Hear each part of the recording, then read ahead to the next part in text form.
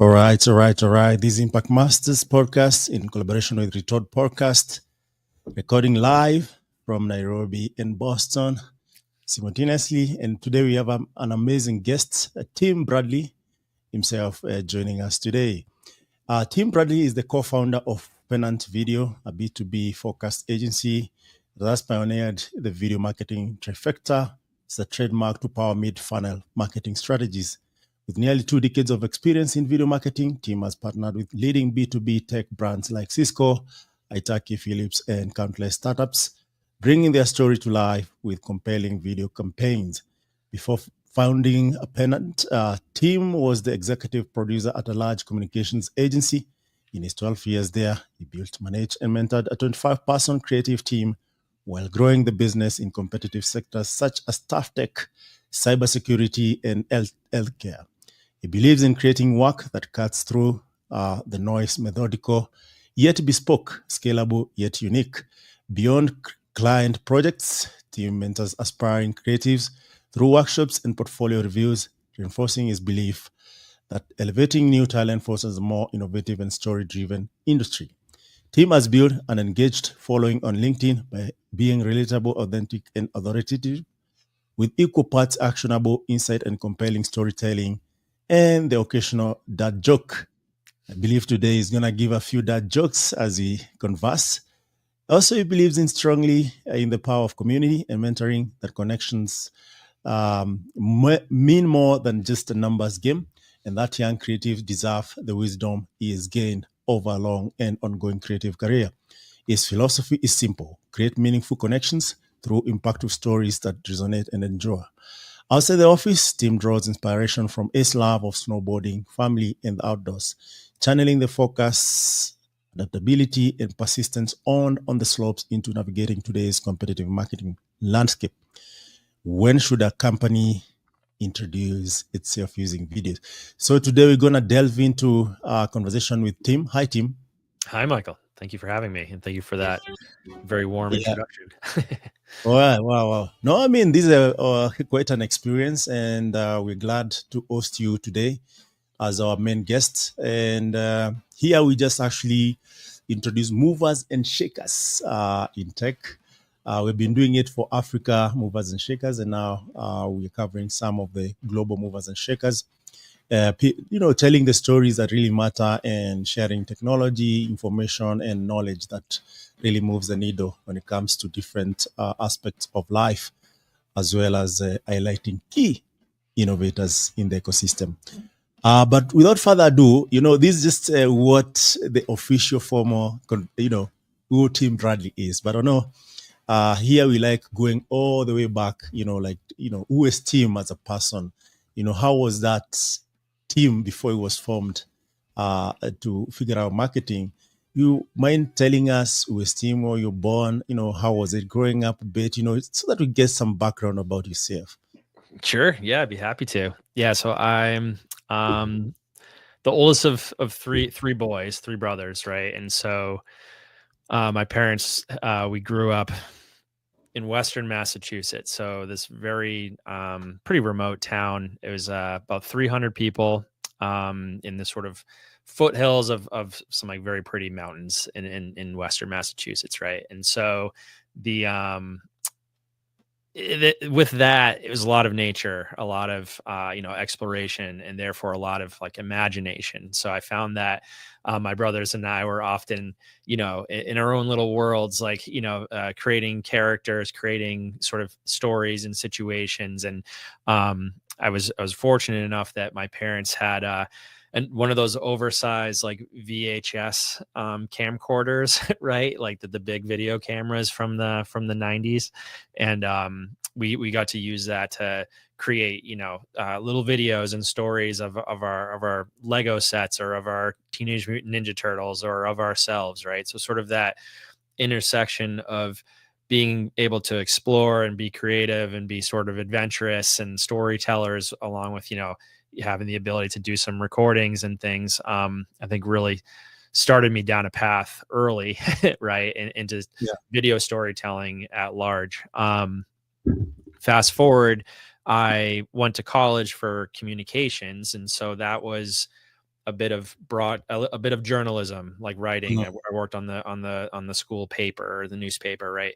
The bit of radio. I had a radio program every semester, and then video. There was several video classes you could take about documentary filmmaking or broadcast or just production in general. And so when I was sort of ending my time at college, it just seemed very, very clear that video was often the preferred medium. You're going to hear me saying that a lot. It was just, the medium that was having the sort of the best opportunities from as a professional, but also just for me, it just the creativity of video just really spoke to me. So yeah, with that, I moved to Lake Tahoe, California to pursue this sort of snowboarding, skiing, mountain lifestyle, right? And with that, I did the classic thing of opening my first credit card and buying a camera and buying a computer so I could just be really like immersed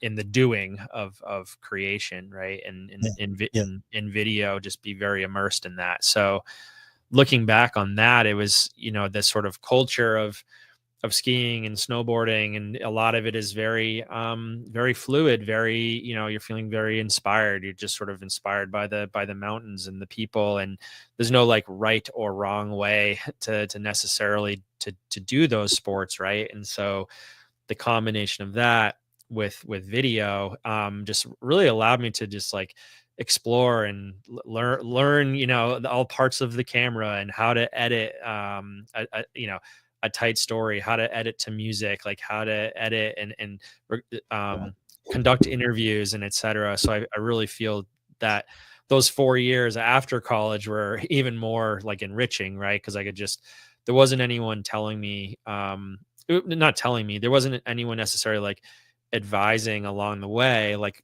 in a college or in a school situation, but that freedom to explore really helped me realize this sort of like bounds or limits of storytelling and producing, right? And then from there, I when we moved back to Massachusetts, I found this job as a video production specialist inside of a public relations company, and that was really such an awesome opportunity to be that sort of first creative hire inside of a burgeoning agency, right? And that opportunity to continue with that autonomy and that sort of entrepreneurial spirit, as I'm realizing later, that like entrepreneur is the way I describe it now. I was there for 12 years and helped build a really robust team of creatives. We did motion design and animation. We did podcasting. We did live events and production and broadcast and all sorts of video across all channels, right? Like internal communications and employer branding to social media, to live events, to recruiting, so really like so immersed in the medium was like the best thing for it. But then I also got to understand different industries, from healthcare and cybersecurity and climate technology and green technology and these sort of like always cutting edge innovative industries. And that really like spoke to me as like the person I am in this stage of my life, right? Maybe it's because I had a couple kids and I want a safer, more secure, sustainable future for them, right? But that's sort of what the combination of all those things, the skills, the relationships, the networking,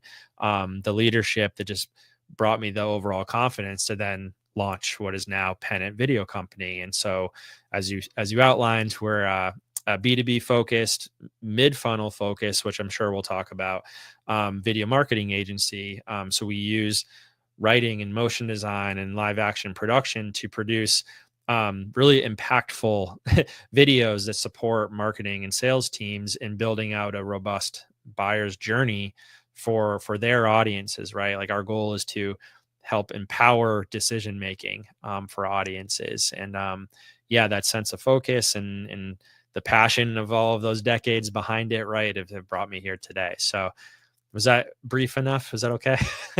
No, I mean, I also many questions, but definitely that was really comprehensive in terms of, understanding with Team Bradley. overall. And in fact, today's topic would not really be out of the world. If 10 years ago we did this podcast around video instead of B2B marketing, that would sound like, what are you talking about? The expenses and all that. Mm-hmm. In fact, with the reels, shorts, and all these, video gatherings, attention span of everyone, there's no better time to discuss how these impact sales and marketing as well as revenue. And I think we can dive right in. So how did you just decide at the end of the day, this is it, and what research advisor before, you said, okay, I want to, go to Pennant and start Pennant Video, have a team that actually offers this as a service or as a product? Yeah, I love that question because a lot of it really centers around like a sense of like purpose and focus, right? Yeah. Yeah. Again, like so much sort of love and affinity for that agency experience, but there is this saying that 1 year at an agency is like 3 years in house, the sort of like dog years equation, right? So that was really true. And a lot of it wasn't necessarily like burnout. It was more this sense of like lack of focus. So we were producing so much work for all sizes and scales of companies, from like Kickstarter, earliest of foundation, to like Fortune 5, right? And then Yeah. every channel, every sort of style and length of video. And it just got to this point where I was sort of losing the forest for the trees, right? Or it's just like I'm not sure the impact of this work that we're producing anymore, like in its broadest sense, right? So for me, the intention of Pennant to be really mid-funnel focused with a framework, that video marketing trifecta, that supports sales and marketing teams to build out that buyer's journey, was really the thing that helps continues to help me get out of bed every day. That like the work that we're producing is helping decision making. It's helping these brands that have really important missions of safety, security, or sustainability. And so those set of values align with the focus of the craft and the message and the audience is really what's helped like synthesize our business, right? But I love what you said about the 10 years ago, because it's totally true. Like when I was inside that agency as that video production specialist, YouTube was only like a couple years old, right? I mean, it sort of speaks to how old I am now, but like that it was known as a place of cat videos, right? It wasn't like a place for business. It wasn't a place for, it wasn't attached to Google, as like the second most powerful search engine in the world, right? So there's just been such an evolution and in my mind, like overall adoption of the medium, and certainly in marketing, right? Like marketers have not just come to learn, but just really like appreciate that while video is sort of challenging to conceive and produce and iterate on, like it just has such a important ripple effect across their brand ecosystem, that like how they produce their creative. It's impactful to the recipient, the audience, right? Because they can just digest or take in so much more information because of the visuals and the audio, right? It's the most primed for storytelling. So I'm not trying to convince you. It's just more that like, it's just funny how in the 10 years, just video is so prolific, right? On all channels. And here we are today on a live podcast that's with video, right? Because there's that expectation. Yeah, absolutely. They say if it's not seen, it didn't happen. Yeah, exactly. But interestingly is that until today, 2025, different companies still believe in B2B, basically because of culture, trust, and, how people have been used to closing deals. For you to get into this, video of a B2B, does it mean you replace, B2B or in person or, emails and all these other channels of sales and do away with it, or does video complement the already existing mechanisms? Yeah, I would say it complements and amplifies, right? So if we're working with a marketing team or a sales team, it's like they have some sort of a message that they're trying to Yes. communicate repeatedly, right? So, it's one thing to have one person do it on a one-on-one engagement. Like ultimately, you want that human to human, but you also need to sort of scale it, right? And so video in its sort of like truest form is as Yeah. close to a conversation as you can get compared to any of the other marketing channels or mediums, right? So Yes. because of that, it's like we're always encouraging, well, if you're trying to express your brand's why, like why you exist, why your audience should care, why Mm. you're different, that is a great opportunity for a video, right? If you're trying to explain how your product or service works, like how it works and what it does and how it works, that's a great Mm. opportunity for a video. Then if Mm. you have customers and you want them to like validate what you do for them, right? Like that, who this is for and where set of story is really important, right? And so for us, like with the video marketing trifecta, that's effectively the point of this framework is to express your brand's why and Mm. differentiate you from the competition, Yeah. explain what you do, that demonstration of your value set, right? And then Mhm. that endorsement, that customer story, that validation is the third Mm. prong of the trifecta. Yeah.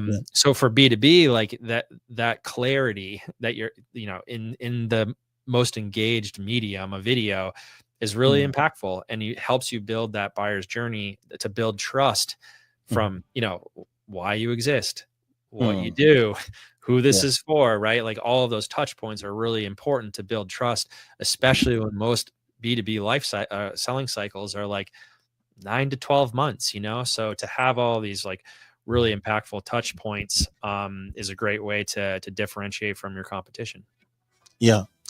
And interestingly is that given the trends and even the way different businesses look like, besides on the Fortune 500, we have seen artists actually produce even TikTok music, which actually start with challenges and all that. And there are different strategies, of course, for business. And as an expert, how would you, say, to get the maximum return of investment? Is Yep. it driven by creating original content that addresses the business, or is it good to go with the trends, or is it just to break the mold and create something that is kind of outside the box? How do you go about this to get the maximum return of investment? Yeah, man, I love that question. Because the shortest answer is just sort of like all of it, but that's not a great answer, right? Like at the end of the day, like really looking at the brands, the business's mission and purpose, and like Mm. making sure that you're being intentional behind Yeah, that is usually the first, like that's your North Star, right? And like yeah, from yeah, there, you get a real sense of like, well, of course, this is who we're serving. Like yeah, these are our buyers, right?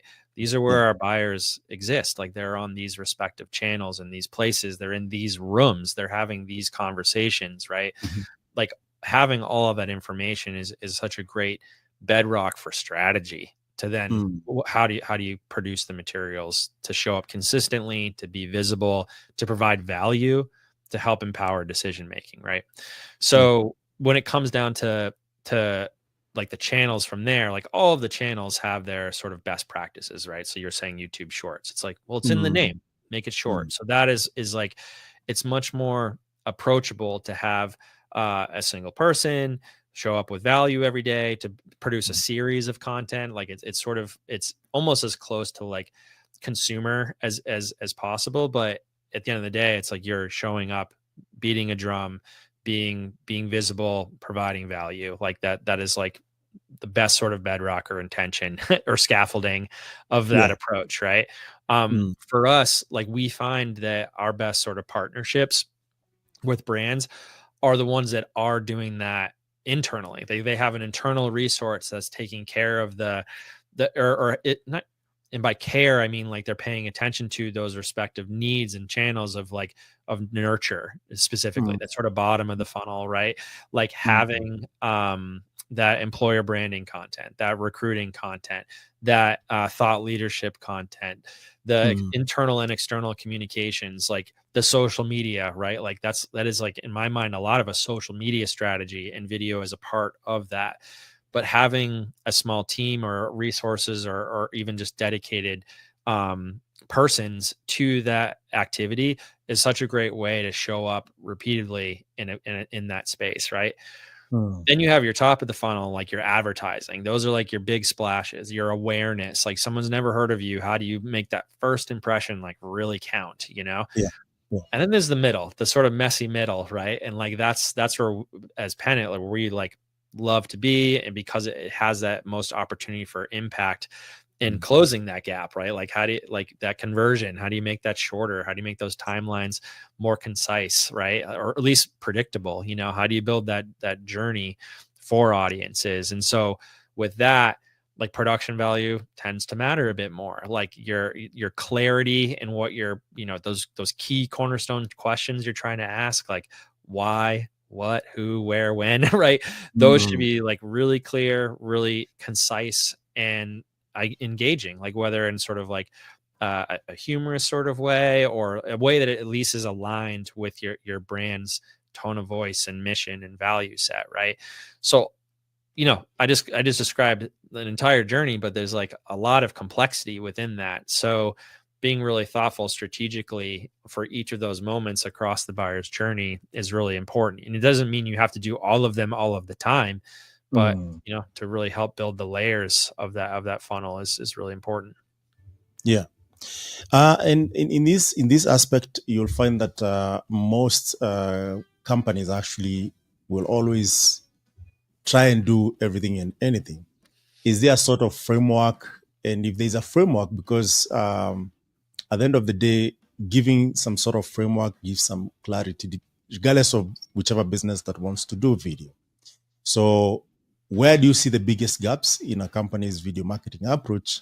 And how can anthems, explainers, and endorsement, and you can actually delve further in these three anthems, explainers, endorsement, to tell us how do these fill out the gaps, and how do you go about it? You know, if there's a framework out there that really has worked, or how even Pennant comes into play. Yeah, absolutely. Yeah, the way I like to describe it is like, you've, as an audience member, you've been sold a click, meaning like you've become aware of some business that seemingly can help solve a problem or a challenge you're having, especially in B2B, right? Like there's many of them, but it's like you're looking for a solution ultimately. Yeah. And so with that, sorry, I went blank for a second. With that, once that click happens, it's directing you realistically to a website in most common experiences, right? How do you keep them there? How do you provide clarity? How do you build on that trust, right? And so having video front and center is a great way to do that. There's data abound that like having video above the fold on the homepage keeps people on site. The more time they're with you, the more engaged they are, the more interested and intrigued they are in your solution, right? So that's where the beginning of the video marketing trifecta starts, right? It's like they've been sold a click, they've arrived on your site. To expand a bit more on that differentiation, demonstration, validation of those types of videos is really, the other way I like to describe it is speaking to the heart, speaking to the mind, and then that sort of like that gut check of like trust before making a commitment, right? So the practically anthem videos are that mission, those values, that why you exist, why your audiences should care, your differentiation, right? That first prong of the trifecta.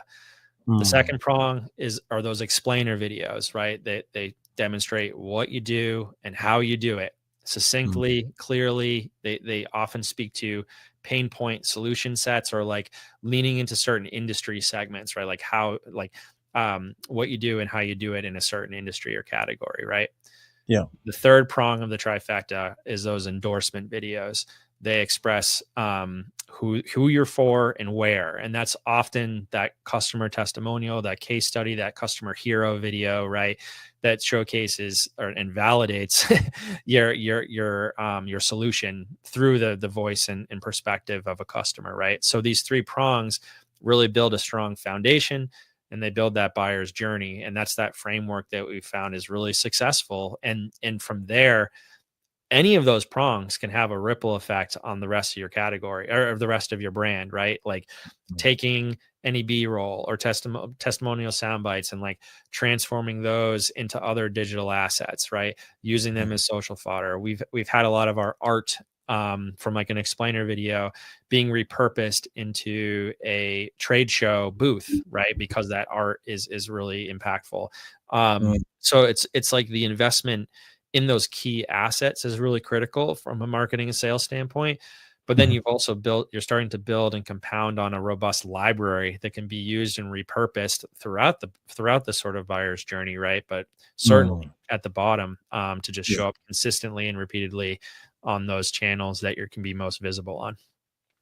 Interesting. And of late, you have seen different companies, including, iSecurity, which has always, for the longest, been a bit, secretive, not because they don't want to share, but because of the security involvement. You've seen safety. We've seen even military actually record some of the proceeding, as well as, some of the acquisitions in terms of capability. And all this is shared through videos.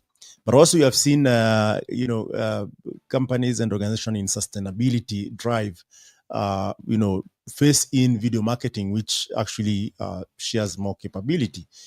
Is there, a way of doing this video in a certain way that really resonates with the audience addressed? Or how do they do specialized storytelling that really compels the intended audience or customers to really relate to it? And how do they stand out? Because at the end of the day, if it's fundraising, everyone is fundraising. Yeah. If it's security, of course, it has its own issues. If it's safety, different companies offer different safety value or, such in the business. So how do they really stand out, and what should they focus on?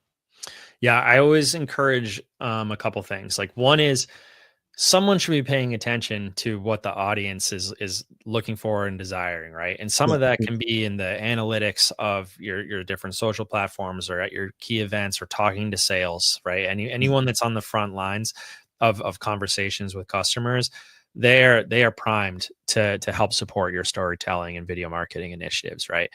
But like on the whole, you got to look internally too. Like if there's a message that you're either struggling to synthesize, or there's a moment of inflection. So like a company rebrand or a company launch of a product or service, or a sales kickoff or a customer experience event. Like these are really really important moments in time. There's a lot of attention. There's a lot of concerted effort internally, working in lockstep to support this moment in time. That is such a great time to produce video that is like of high impact, high value, right? Because it's that, we call it that flagship asset, right? Like that blue chip material that is such a great way to align the communication, align brand mechanics, and then it can be that ripple effect at the same time to like get your message out across your channels and across your audience segmentations. So it's sort of the cross section of those, right? Like someone needs to be paying attention to the needs of customers and their desires and what they need. That's inevitably happening in the business, right? But it's like someone's ear to the ground to the storytelling moments, and those are usually through the eyes and ears of customers, right? And then the calendar. What are those key moments that are happening in a calendar year, and how can we make the most impact in those moments?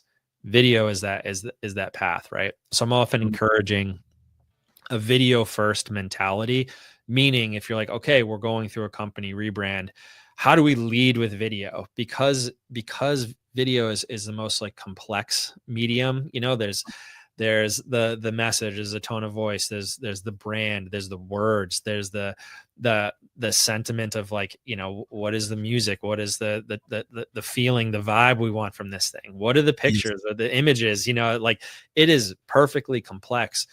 But if you put in the effort to produce that piece, it sort of invariably supported so many other aspects of decision making. Like, how do we say our message in 60 seconds or less, right? Great. That's going to have a great impact across all of your marketing and sales. How are we showing up visually? Great. That's going to really, have an impact across your brand identity and how you produce your visuals for all your social channels, right? Like what's the tone? Like what's the mood we want to evoke here? That really aligns everybody in how they communicate this message, like in person or at events or on socials or in emails and all of it, right? And then there's that library where it's like you've produced this really impactful moment, this video. You can carve that up into static graphics. You can carve that up into animated GIFs. You can make shorter form versions. You can make vertical versions for social channels, right? So now you have a relative like campaign of assets that can be put into email, into social, into trade shows, into the hands of your sales force on their desktop, for in-person or virtual meetings, right? So yeah, again, impact is a word that I use time and time again because it's the most sort of close to the moment, to what video can really do for a business. Absolutely. And that actually brings me to the next question, which is around, at the end of the day, people now are shooting videos using their phone, using the minimum viable, gadget that is available. And, at Trifecta, you guys offer it professionally. At what point do someone actually outsource this work to you? And why is it important for B2B to really, outsource this work to you? And in this case, why does it make it a critical difference in driving conversions, and focusing on that mid funnel? Because at the end of the day, there's always the awareness that is created and some activation that really goes thousands and thousands, but then you close maybe 10 or 20 businesses. So why is it important to either do it internally, or at what point do you, even if you're doing it internally, to outsource it to Pennant do this work for you? Yeah, absolutely. I love that question. The challenge I always pose is like, or the thing that I always bring up is like, first impressions count, right? So if you're trying to make a really good impression on a buyer, right, like or a customer or a client, is you don't get many of those chances, right? And so when you're top mid funnel especially, right, like you want to show up with the right amount of care and the right amount of like respect for the audience's time, right? It's like, especially when it's fleeting and you're trying to build trust at each of those sort of rungs.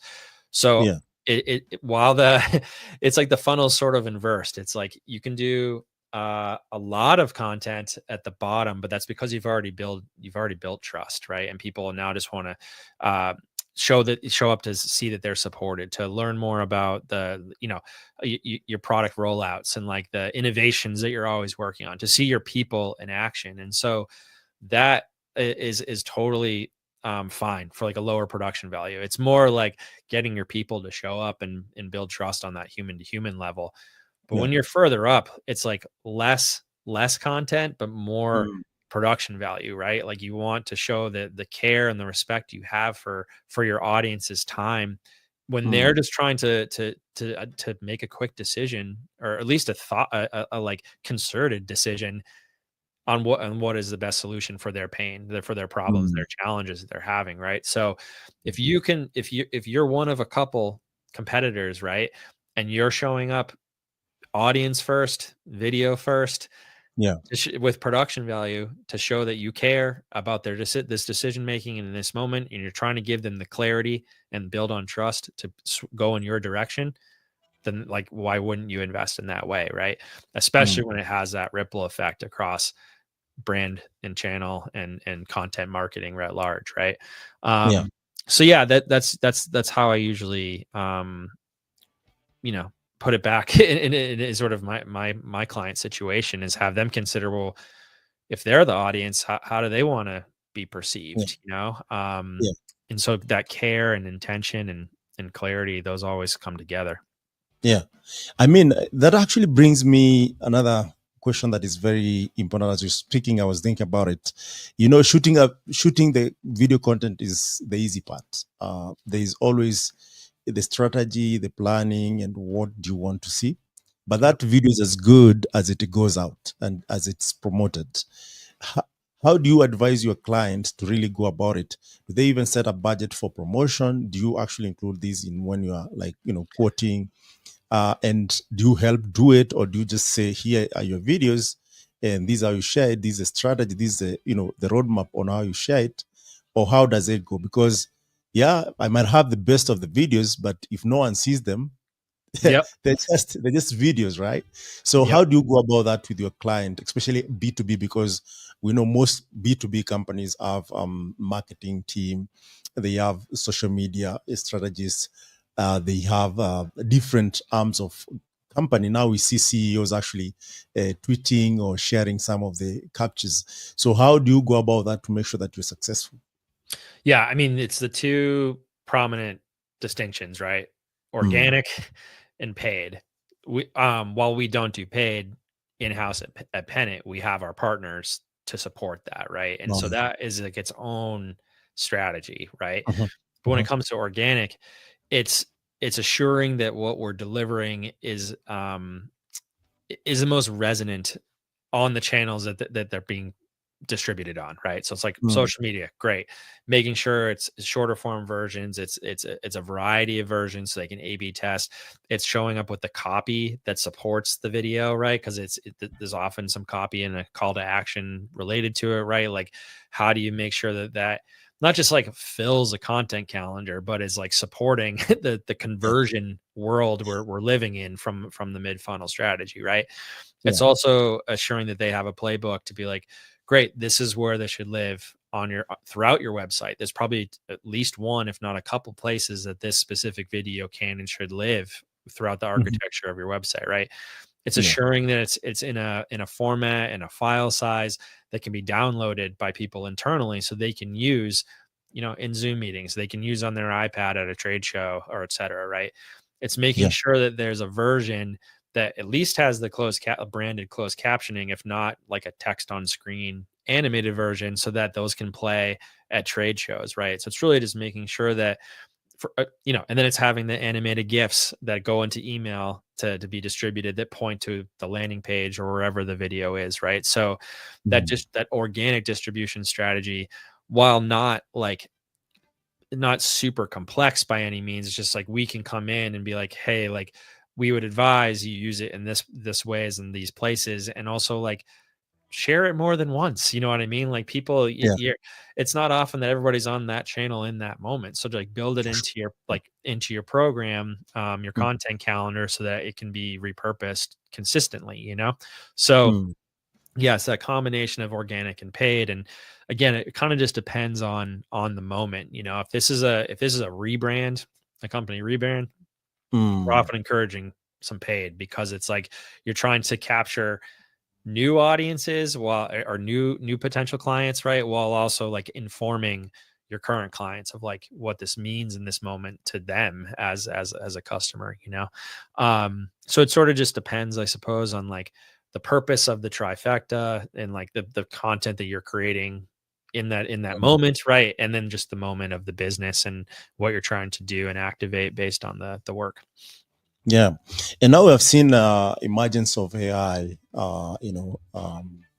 And this has impacted differently how the story is told, who is told to, when, how, in which language. Has this really impacted your strategy in how you build better, for your customer? Yeah, I mean, AI, I have a lot of thoughts. All right. So like even for us, it's a really attractive shortcut, right? It's like Yeah, we can produce transcripts out of interviews. Like we yeah, can within our editing software, it can help us, sort of shortcut a few things. But Yeah. the concern I have is when we have conversations with clients or customers, are like, well, let's just produce the whole thing in AI, or let's use, Mm. one of these AI video generators to do it. Mm. It's not that it's like wrong. It's just, is that shortcut gonna build trust with your audience? It always just goes back to trust. Like, in what you're producing, does that empower the decision making by your Mm. audiences, and does it build trust during that moment, right? So yeah, it's all really attractive, and honestly, as a creative, it's like, wow, this is really, really powerful. But I think it's Mm. just like making sure that the intentions and the reasons for leveraging the image generation, right, Mm. is just really clear. And it's gonna, it doesn't, I mean, the adverse is that you produce something because it's a perceived sort of cheap shortcut or something, right? Is like, if that erodes the trust that you've worked really hard to build on to date, like, that's terrible ROI, right? So yeah, and I also sort of equate it to like to stock video, which is like, it has its purpose, right? Like, sometimes it's like you just don't have a way to showcase how something is working in the real world without, let's take like military and defense, for example, right? It's like Mhm.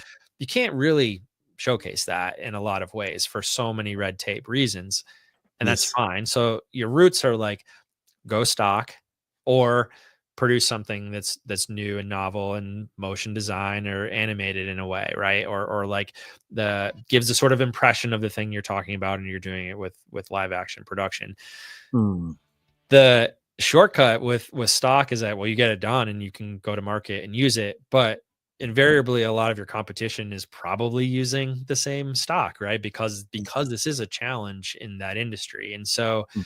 your buyer being like, well, this looks the same. This stock video looks the same as this other one. Like, this doesn't help with my decision making, and doesn't build on the trust that I Mm. want to have with this customer, or with this business. So yeah, so it's often just like caution combined with care, right? Just like making sure Mm. you're careful and provide Mm. and showing up with care for your audiences. So yeah, and I get it. It's like you're hungry to use this tool. You're eager to get it out there, to have it start working on your behalf, to compound your efforts. But yeah, it's not like like one misstep or anything can ruin that. But it's just those small decisions in the creative certainly do have a long term impact.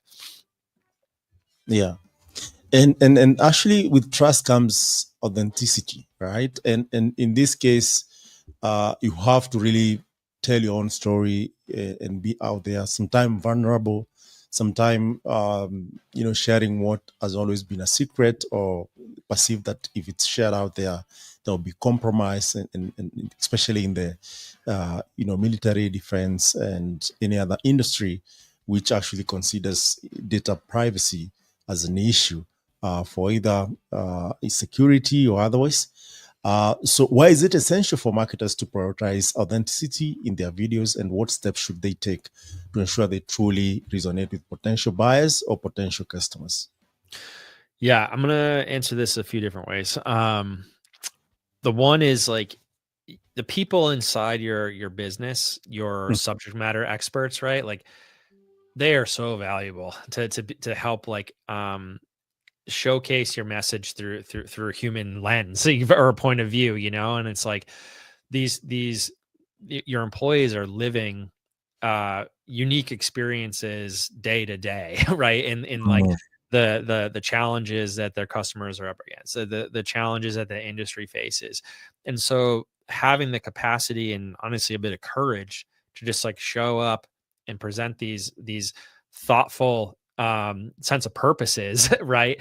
As the person on camera, Yeah, often just in this type of way, right, is really, really helpful from a brand, because yeah, it's like it humanizes that brand. It shows that you are trustworthy people behind the brand's sort of like allure of logo and color palette, and yeah. so that posture and ability to show up on camera is a really important skill set, for Mm. for any professional, right? So And it's really valuable to a brand to have someone being able to do that, either in this way or of course like on a stage or something like that. So it's always like from a professional POV, really important way to do that, right? Mm. But when it comes to like the production and writing and craft of like the sort of higher production value, right?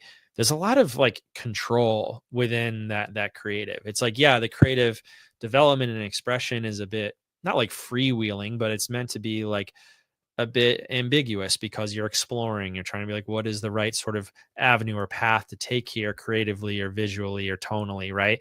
But once you arrive at that sort of milestone, there's a lot of control within the words and like how you're portraying an idea, how you're conveying an emotion or a sentiment, right? And so there's a lot of opportunity in there to, you're not trying to like skirt around anything that, but like you can sort of be matter of fact. Like if there's a, if you work in a business or in an industry that has tremendous NDA considerations, it's like, that's okay. Lean into that and Yeah. and describe it as it is. And like people will trust you for that. And like, oh, that makes sense. And so I think it's that combination, right? Of like putting your people, giving them the like empowering them and supporting them to put their ideas and intentions out there that align with you because they're working on you're working with them and they're working with you, right? From an employer's standpoint. Yeah. And just being careful and how you show up for your audiences with the higher production value mid funnel types of content. Interesting. Now, this actually gives me some perspective here, given your experience in the industry. Assuming I'm a beginner of, I want to venture into this, video storytelling. Is there any tips to start with, or do I need also to work for someone to understand how it works, develop my acumen, understand all the loops, or should I just take my iPhone, go to the biggest company in the Valley or Boston or Nairobi, and say, you know what, I can tell your story better because you know what, today we have so many influencers with over 1 million followers across different channels who actually have been building this just using their phone. We've seen also, big names in the industry struggle to even use these influencers to get their brand out there. uh, how should that look like? Should I learn the ropes, maybe using a Pennant as an intern or an employee and then start my own company? Or should I go with what I have and start? Yeah. Wow, that's a great question. It's almost like what would I say to my past self today, right? I mean, as we spoke to as I was describing my experience, like a lot of it was just leaning in and doing it myself, like just like Mm, understanding the mechanics, right? Like, okay, like what does it mean from like lighting, right? Like there's so much you can do with lighting. It almost always start there. It yeah. almost always starts there. And then it's like, all right, what about the movement of a camera, like the perspective of the lens, right? Like the perspective that I want the audience to have, like the Mm, feeling that evokes through that.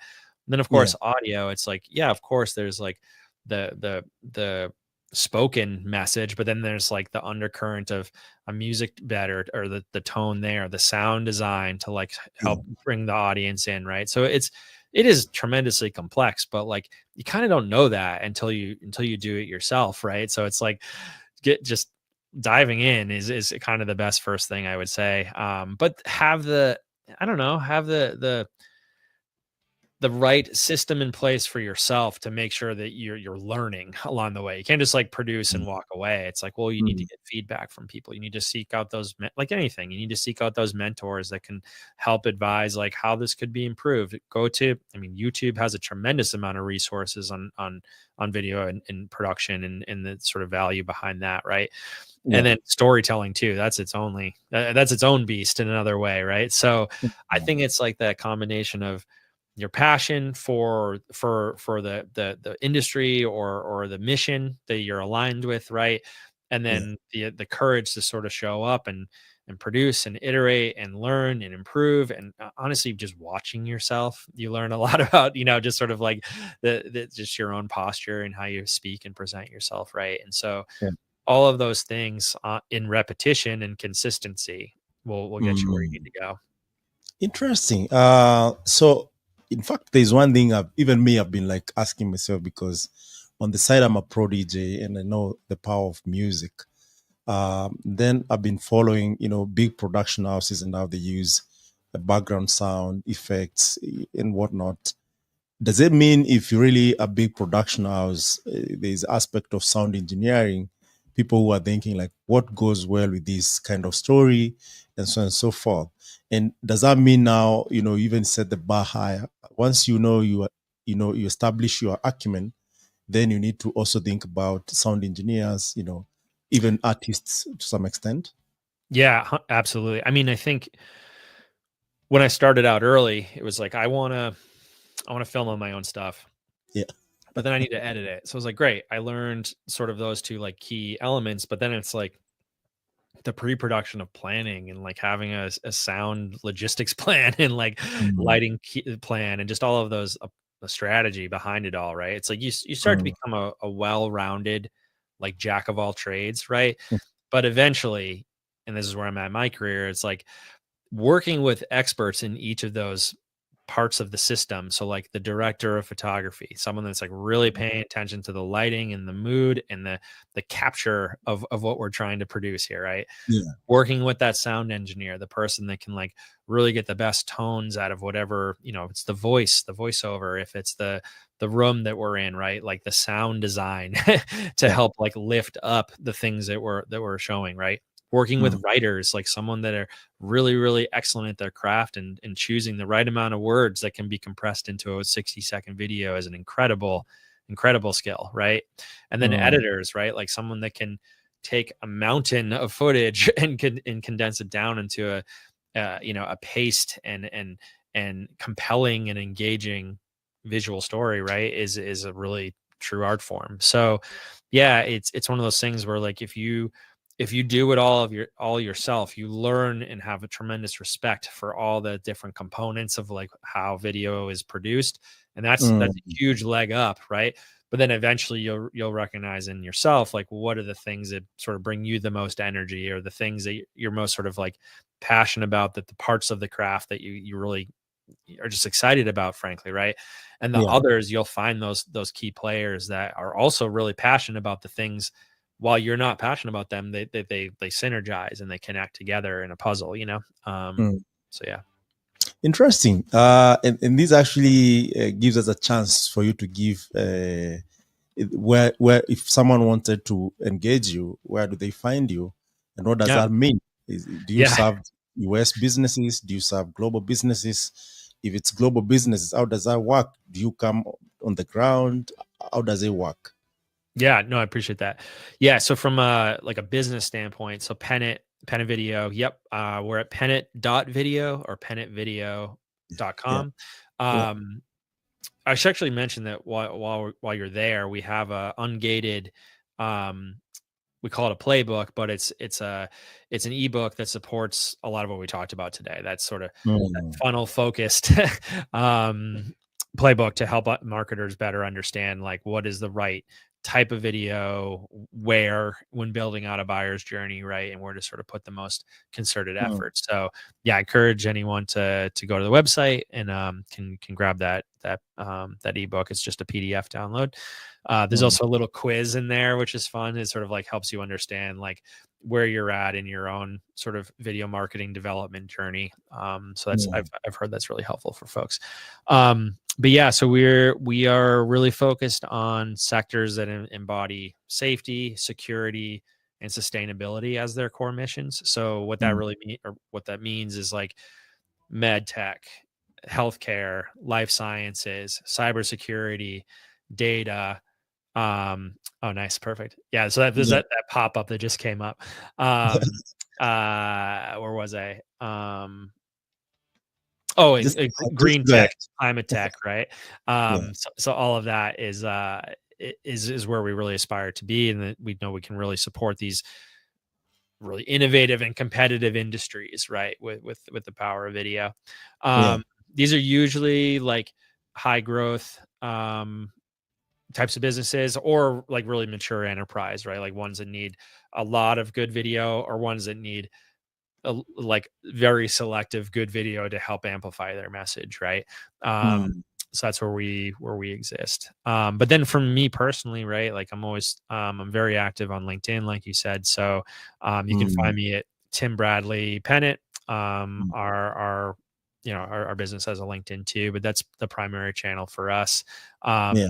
Yep. So there's a few examples of our work there.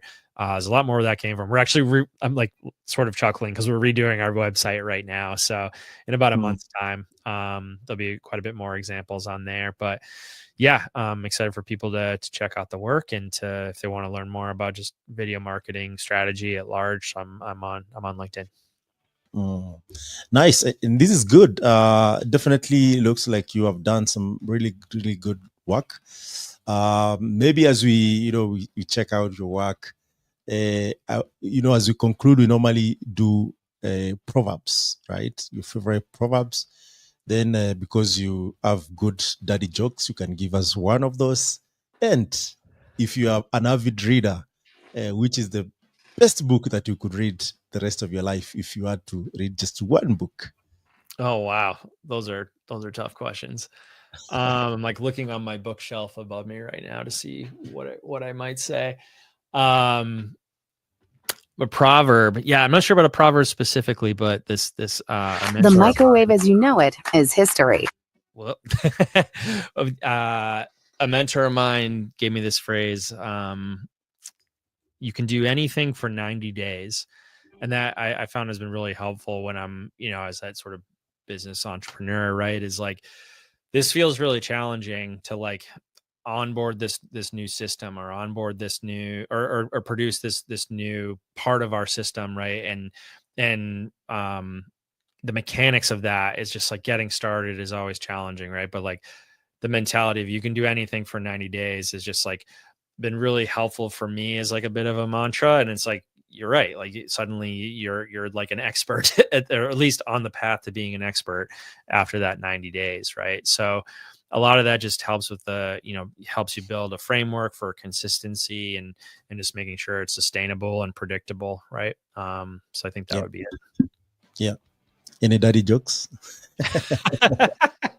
Dad jokes. Oh man, I wish my son was here. He's really good at them. No, it's usually like the beauty of a dad joke is that it's often like in the moment of life. You see something and you riff on it, and it's so silly. So I have a 9-year-old daughter and a 6-year-old son, and so it's Wow, that's really cool, really man. really living that dad life right now. It's fun. Yeah. Yeah. No, Awesome. I mean, that's really awesome. And thank you so much, Tim, for making time for this. It's just the beginning of the story. I'm sure we can loop in future and talk about more I'd about be happy what to. Pennant is doing. I like some of those innovation.